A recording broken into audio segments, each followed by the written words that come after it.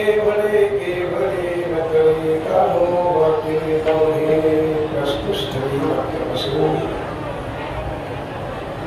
पुरुषोत्तम मासानिमित्ताने चालू असलेला नृत्य दिव्य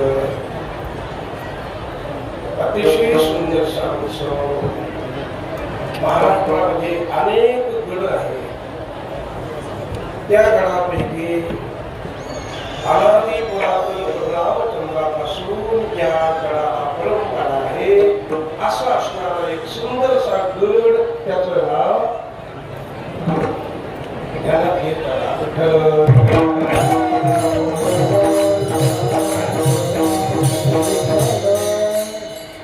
अतिशय भव्य दिव्य भक्तीचा फुललेला मला आपण सर्व परिसरातील लोकांनी खूप मशागत केली, घाम गाळला, रात्रंदिवस फिरत राहिले.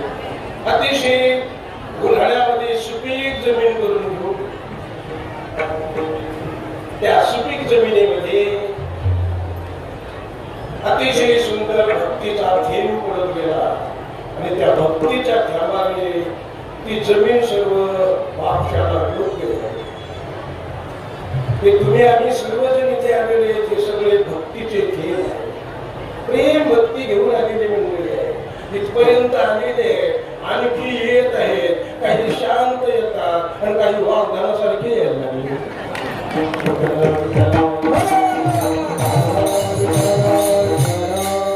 अतिशय सुंदर सहा मेळावा आहे आणि भक्तीचा सुंदर वर्षाव झाल्यामुळे ही जमीन सुपीक झाली आणि अशी ही भक्ती प्रेमाने सुपीक झालेली जमीन यामध्ये ज्ञानाच्या अंकुर पेरण्याकरता अनेक संत म्हणून तिथे येऊन गेलेले आणि कधी अनेक अंकुर लावलेले.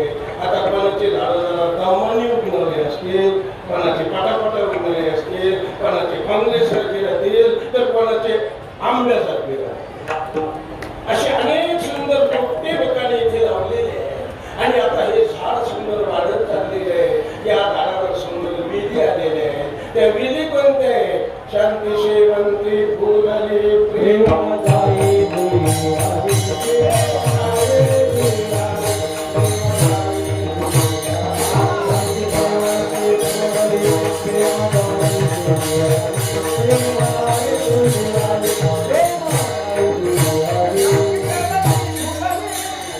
शांती रूपी सुंदर त्याला विधी आले, कोमल गेले. शांती म्हणजे कोमल गिर राहते, बडबड करीत जाऊ नये, शांत कीर्तन. पण याच्यात आर्थिक वर्गणी चालू असल्यामुळे लोकांची गुरबड चालूच आहे. जोडी बिडी फिरत होती म्हणून सर्वांनी शांत रूपी विधीचा आस्वाद घ्यायचा आहे, त्या सुगंधाचा आनंद घ्यायचा आहे. आणि प्रेम म्हणजे जाई जुई आहे. जाई जुईची वेग अशी बहरून आली, आपण असं भरून आलं. आंब्याला जसा बहर येतो तसा बहर आला. तो बहर येण्याकरता अन्नदानाचा बहर होता, त्याच्यामुळे कुठंच काही कमीच नव्हतं. आंब्याला बहर आल्यावर दिसतो असा धमाल वाटतो, असं वाटतं एवढे आंबे येतात का, पण तेवढे येतच नसतं. त्याच्यातून थोडी म्हणून अतिशय सुंदरसा आलेला अन्नदानाच्या माध्यमातला बहर आहे आणि त्या बहराच्या माध्यमातून लागलेली जी फळं आहेत ते ब्रह्मज्ञानाची फळं असतील आणि त्या फळाचा आस्वाद जे घेतील ते घरी मुक्त होतील.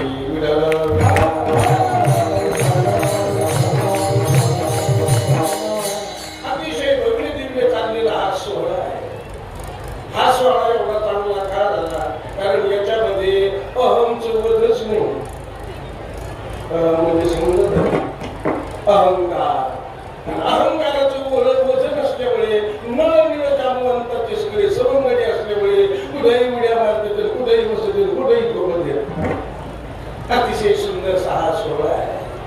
कौरव पांडवाचं युद्ध चालू होतं. त्या युद्धामध्ये धृतराष्ट्राला अपेक्षित होतं.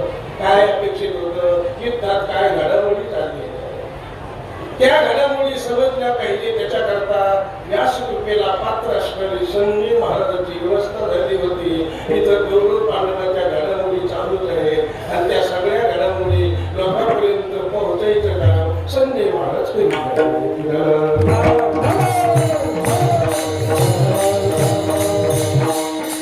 अतिशय सुंदरशा त्या घडामोडी आहेत. बरेच धृतराष्ट्रासारखे ऐकूनही परिणामच होत नाही. म्हणून अतिशय सुंदर चाललेला हा सोहळा, या सोहळ्यामध्ये एक सेवा करण्याचा योग आहे. सेवेकरता उपस्थित घेतलेला अभंग जगत वाढायचा, हा अभंग वाढायचा. कोळ हा शब्द सगळ्याच्या परिचयाचा. बऱ्याच लोकांना घरून निघतानाच कोळ पडलं होतं, आपल्याला जागा भेटत नाही. कोळ कोळ सगळ्यालाच पडतं. जीवन म्हटलं की कोड्याचंच आहे. कोडे लवकर सुटत नाही. कोडे सोडता सोडता जीवनाचा शेवट येतो तरी मेळ बसत. म्हणून जीवनामध्ये अनेक कोडे आहेत. तुमचे आमचे कोडे लवकर सुटत नाहीत, तर अखिल कोटी ब्रह्मांड नायक परमात्म्याचे कोडे जीवाला सुटू शकत नाही.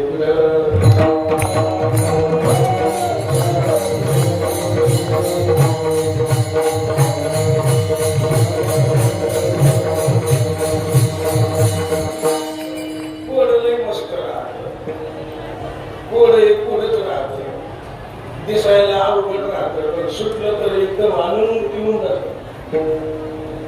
म्हणून कोड हे अतिशय महत्वाचे असतात. आपल्या ग्रंथामध्ये, संस्कृत साहित्यामध्ये, हिंदी साहित्यामध्ये, मराठी साहित्यामध्ये, लोकरूढीमध्ये अनेक कोडे घालण्याची परंपरा आहे.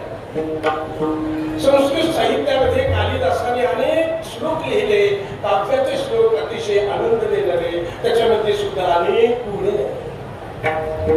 एक संस्कृत कोडे सांगतो, अनेक कोडे तुम्हाला माहित असतात. कालिदासाच्या नगरीत कोणीतरी विद्वान पंडित भेटायला येत होता. नदीच्या काठाला 10-5 मुली कपडे धुत होत्या. त्या मुलीला विचारलं, अगं बाई, म्हटले तू कोणाची आहे? त्यावेळेस ती मुलगी कालिदासाच्या नगरीत राहणारी असल्यामुळे तिने कोड्यातच उत्तर देऊन टाकलं. अरण्ये वसती नित्यम बहुजीव प्रतिपालकः हर हर स्मरती नित्यम तस्याहं कुलपालिका. बऱ्याच लोकांना हे कोण समजलं की नाही? संस्कृत मध्ये अरण्यामध्ये मी नेहमी राहतो.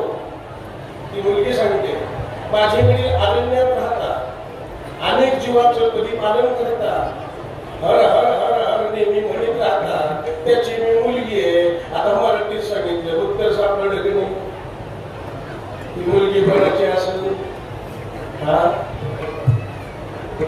त्याचं उत्तर मिळालं की आनंद येतो. मग ती मुलगी होती धनगराची. तिने सांगितलं, माझा बाप नेहमी अरण्यात राहतो, बहुजीवाचं परिपालन करतो, मेल्याचं शेणाचं हर हर हर हर करीत राहतो, तो माझा बाप आहे, म्हणजे मी धनगराची मुलगी आहे. कोड्यात उत्तर मिळालं की नाही? हे झालं संस्कृत कोड. अनेक श्लोक आहेत कोडे.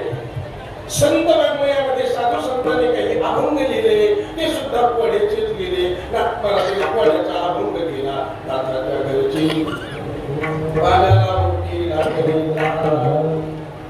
आत घातलं बाहेर पाणी, पाण्याला पाणी आलं. कोड्याची गिने आपल्याला उत्तर सापडत नाही. उत्तर जर नाही सापडलं